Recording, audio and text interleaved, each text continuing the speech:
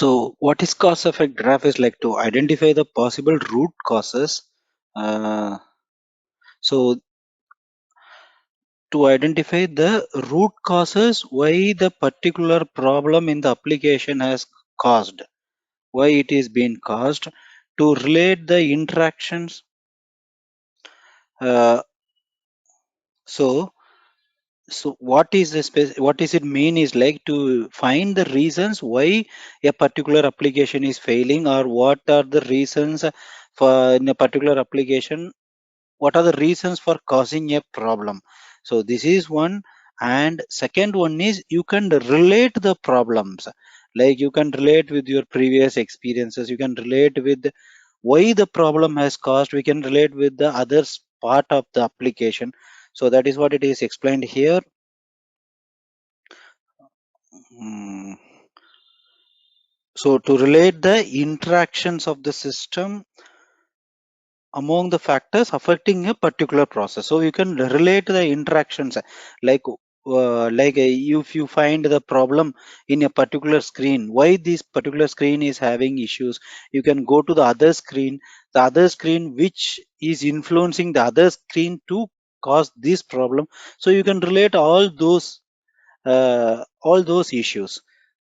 Next, like to analyze the existing problem so that corrective actions can be taken at the earliest. So this cause effect graph is pictorial representation. You can easily identify like where the problem is causing. So here you can see like a cause 1, cause 2, cause 3, cause 4. So here if you have a line, cause 1 and cause 3 is some indirectly related.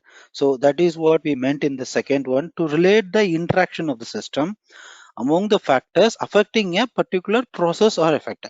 So you can relate it. So how it is like, so cause 1 and cause 3, here we have some interactions between these two causes. So but cause 1 is having a different screen, cause 3 is having a different screen. So cause 3 is but somehow related to cause 1 because they have some dependency each other. So when you are analyzing the cause 3, you can relate this, you can see cause 1 and why is cause 1 creating a problem in cause 3, that kind of relations you can do it. So that is what they are saying, it is related to interactions. So and you can analyze the existing problems as well, like what are all the problems which are existing, you can analyze it and you can take a corrective action for that. So what are the benefits of cause effect graph? So first and foremost thing is it is useful to determine the root cause of a problem or quality using a structured approach. So this is very important point, like it is mainly used because you have a structured approach. So it is used to determine the root cause of a problem or issue or quality of a particular application through a structured approach. So the approach will be in a structured way so that it is easy to analyze and easy to capture the problem. So it uses an orderly, easy to read format to diagram concept. So it is all represented in a picture. This applies to the decision table as well. So decision table is given in a tabular format. This cause effect graph is given in a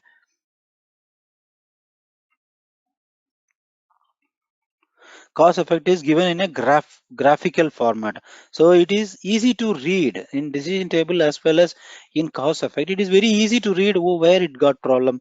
So cause 3 has given the problem. So this is what causing the problem. This all we can analyze very easily and find out. It indicates possible causes of variation in a process. So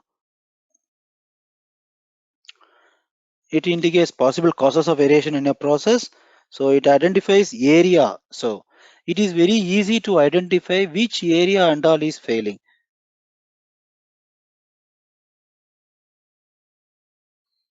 This conference will now be recorded. So it identifies areas where the data should be collected for further study. So it indicates possible causes of variation in a process. So where are all the possibility, where are all the variation is happening, where the input data is wrong, where the input data is causing a variation in the application. So it indicates that it identifies area. So it is also easy to identify the area using this graphical representation or even a decision table. These benefits comes for decision table as well, but decision table is beneficial in its own ways. Cause effect diagram is beneficial in its own ways.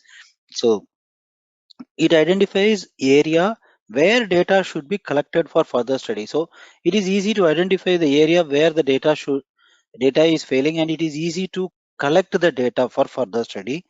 So, and this cause effect diagram is like, if you go through test case by test case, the team will understand some test cases, the team will not understand some test cases, the team will feel little boring, the team will not actively participate in the test case design, and if the test case walkthrough, or if you're doing everything in the test case. So this will encourage the team participation. Actually, if you are having a cause effect diagram, if you are showing in a pictorial way, it is very easy to understand for rest of the team, and it will encourage their participation. Like, it will give them some boost, and it will be easy for them to understand, and it will encourage them as well.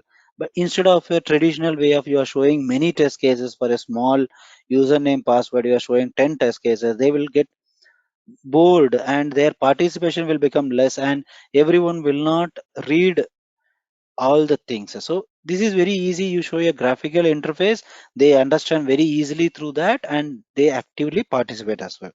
And main important thing is, yes, when they actively participate, what happens? Their knowledge of the process will increase. Their knowledge will increase, and they will help everyone to. It will help everyone to learn more about what is the work here and how to relate different issues. So cause 3 has some issues. How to relate it with cause 1? So what is making cause 3 to fail? These all they can relate very easily, and they can increase their knowledge.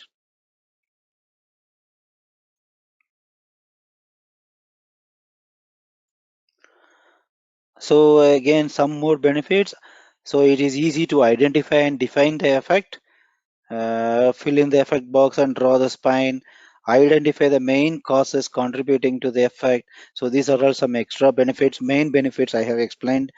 So the for each major branch, identify other specific factors which may be the causes of, which is what I said. For each major issue, each major cause 1 is a major cause. So you can identify a specific factor around it, and you can come out with what is creating the effect, why this cause, and what way this cause is creating to the effect. These all you can easily identify, and you can easily relate it. So this is cause effect graph. Next, what we are going to see is like use case testing. So this is the last one in the black box testing, which we are going to cover. So what is use case testing? So what is test case? So test case is,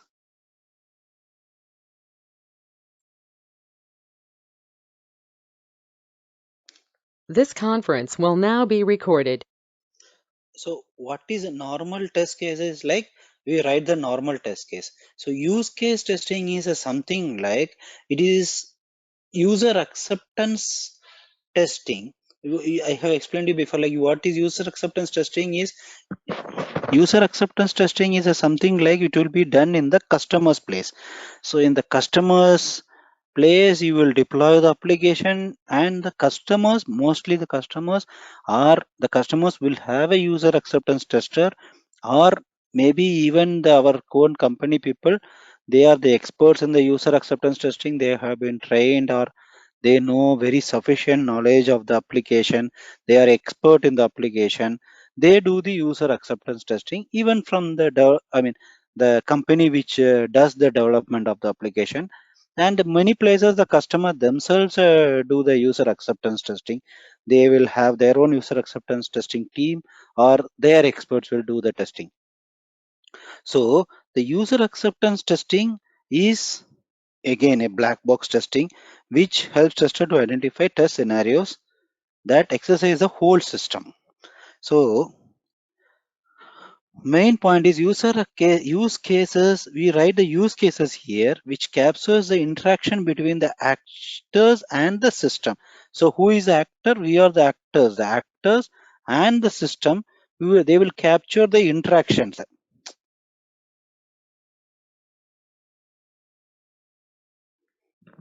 Ma. This conference will now be recorded. So the use cases, so normally it has been, so user acceptance testing, and this comes in a similar, if you sound similar, like that is user acceptance testing, this is use case testing. So it is, this is like from user point of, I mean, the user perspective, they write the cases and they write the testing. So they do the testing. So use cases capture the interactions between actors and the system. So who are the actors? The actor represents user and the interaction that each user takes part into. So again, it is a theory, test cases based on use cases. So this is very important. Test cases will be based on use cases and are referred as scenarios. So from use cases, the test cases has been derived. So it is almost like, it is not like the traditional business requirement specification or software requirement specification. It is derived from the use cases. The use cases is bit different from the business requirement specifications. It will be from the user's point of view. They write the test cases and they do the test case. That is what use case testing.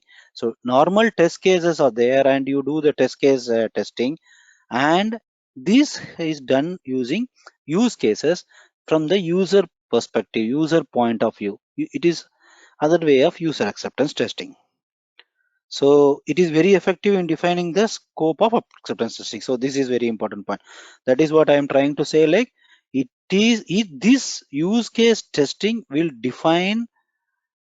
This is not user acceptance testing. That is what I try to say. User acceptance testing also done, but from the user acceptance testing point of view, the testers derive the test cases from the user acceptance point of view, and they do the use case. They themselves consider themselves as a user or a particular customer or a end user, and they derive the use cases and they do the testing. So this is mainly done by a little bit experienced people who have sufficient knowledge on the application, and they do the user acceptance testing, I mean use case testing, sorry. So here we can see a simple example. See how it is. Use case testing example. A user is there. So he will do all the actions and see as a normal customer. So he will withdraw funds. If it is a bank, we can think of a banking application. So you can withdraw funds, you can check the balance inquiry, you can do the balance transfer. So these all actions one user is able to do from the user's point of view is called use case testing. So use case testing is almost similar to the user acceptance testing. So there in user acceptance testing, as I have mentioned, the users will do the user acceptance testing. Here the testers will consider themselves as the user and they will try to do the user acceptance testing using the use cases. So that is called use case testing. So they create, that is you, I mean the customer again, you should not confuse which I told, like the customer also does the testing in their system and all that I mentioned, because you have to remember the user acceptance testing to understand the use case testing. So in the customer's place, the customer does, that is user acceptance testing. He will do himself or anyone or experienced people will do, which we have discussed well enough earlier. Here, the testers who are in the application development, uh, the place testers, they do the use case testing considering themselves as the customer and they do the testing. So this we have covered decision table. So, and there are two we can cover, like experienced based testing. One is error guessing. Error guessing is nothing but you have a sufficient knowledge on the application, you have worked a quite long in the application, you have sufficient knowledge on the application, you are a domain expert, or you are working for 4 5 years on application, you know in and out of the application how it works, where it may go wrong, where it may fail. These all things you will be knowing when you are working for a quite some time in an application. So with that experience, so you, the experienced people or the domain expert people, they will guess the errors. See, for example, we have the login screen here. So we have we have here the scenarios like invalid username, valid password, valid username, invalid password, etc., etc. So how a experienced or a domain expert guy suddenly comes and does, like he will think like, he will guess like, so we don't have here, we can see the decision table.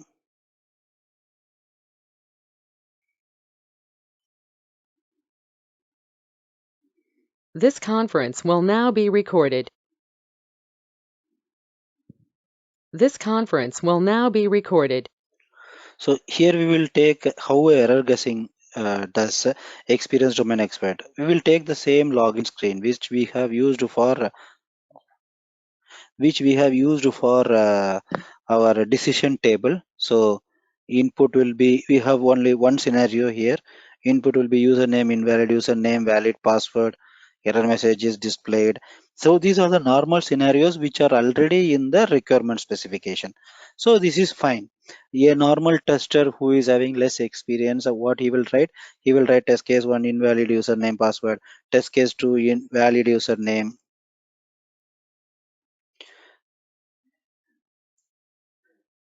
invalid password, and he will write a third test case as invalid username, valid password, and fourth test case we will keep it as valid username and invalid password. Okay,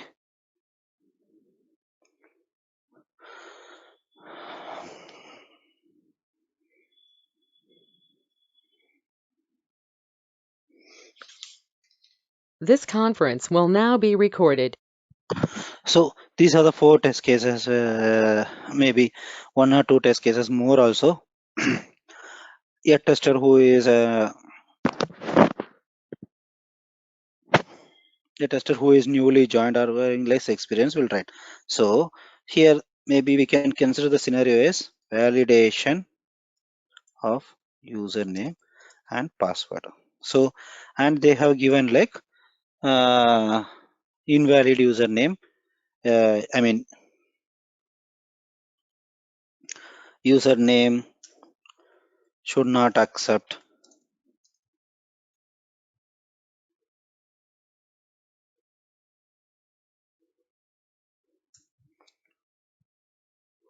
special characters, username should be alphabets. So these are the two scenarios they have given in the specification, like in the system requirement specification or the business requirement specification. Only these two scenarios they have given. So one, what a tester will write, he will give an invalid username, he will give a special characters in this, special characters for example, and valid password he will give here. Valid username he will give only alphabets, invalid password he will give what is according to, we can keep it anything.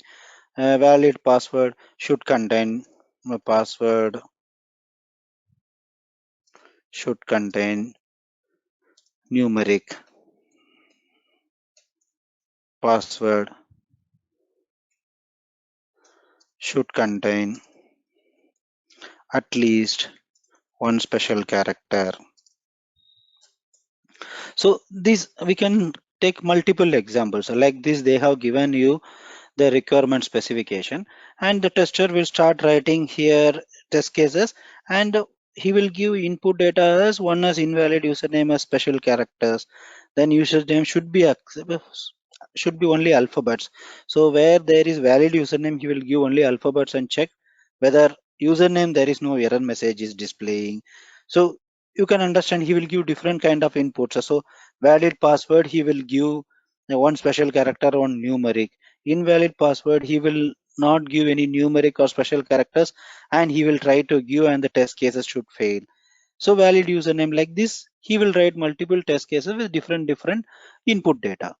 So error guessing is this is very simple example. Error guessing is when an experienced domain expert or experienced tester will do the error guessing in a very much better way in a huge application. This we are taking just username and password as an example. So how error guessing is done for this, we will see.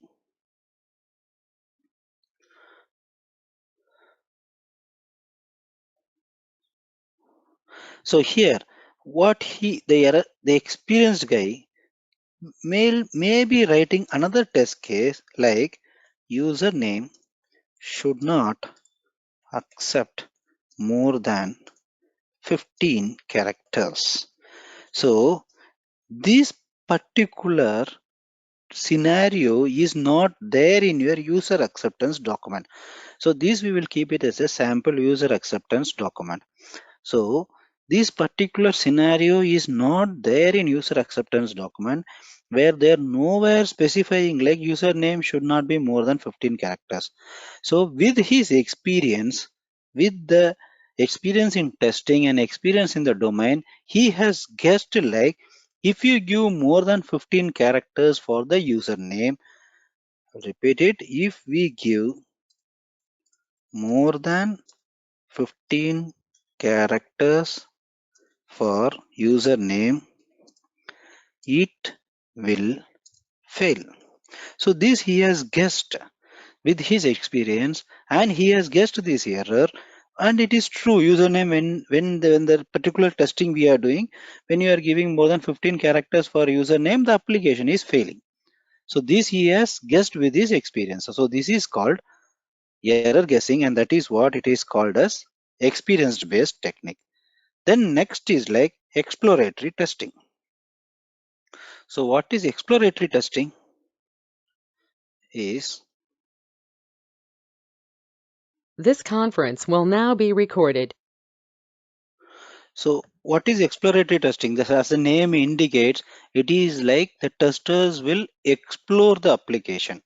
So by his experience, like for example, I am the tester. I have joined for testing ICICI Bank's application, web application. Before this, I have worked for HDFC Bank's web application. So with that experience, so once I enter ICICI, once I join ICICI, they will ask me to they will give a KT, and they will ask me to go through the application and understand the application, go through the documents of the application, and go through the application and learn better way. So with my previous experience with ICICI application, I will in HDFC application, I will explore the application in my own ways. So maybe I will not go through the documents, or I will go through the documents, but with my experience, I will explore whole the application, and I will do a testing of that application with my previous experience or with my experience with other projects. I will explore the applications and I will do the testing. So it will not have a proper test cases or anything. But if I am exploring the application and I am getting a issue or what are all I have explored, documentation is very important in exploratory testing. What I meant is exploratory testing documentation is very important, and explore the application with experience. Okay, so exploratory testing is very helpful, and exploratory testing find many bugs than many places because it is a experience based testing, and while exploring without a proper test case or anything with your experience, you will find many bugs. So this approach is actually you will learn the application and you will do the testing as well. You will be learning the application and you will be doing the testing as well simultaneously, which will save lot of time and it will be helpful to find more bugs. So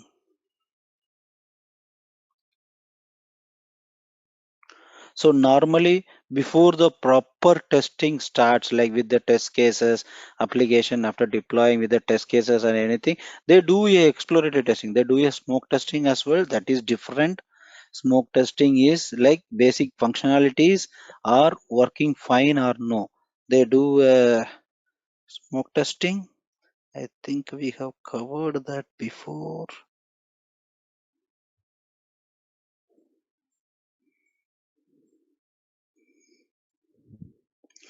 Let me go see that. Okay, we are coming down for that. Next one. So smoke testing, we will see that. Exploratory testing is something different from smoke testing. We will explore the application in different way and you will find the bugs. So this is called exploratory testing. So what is exploratory testing? If someone asks, it is like exploratory testing will begins with exploring the application while you are learning the application itself. This is called exploratory testing. So with this, the software testing techniques is completed. Next, we will go to the levels of testing.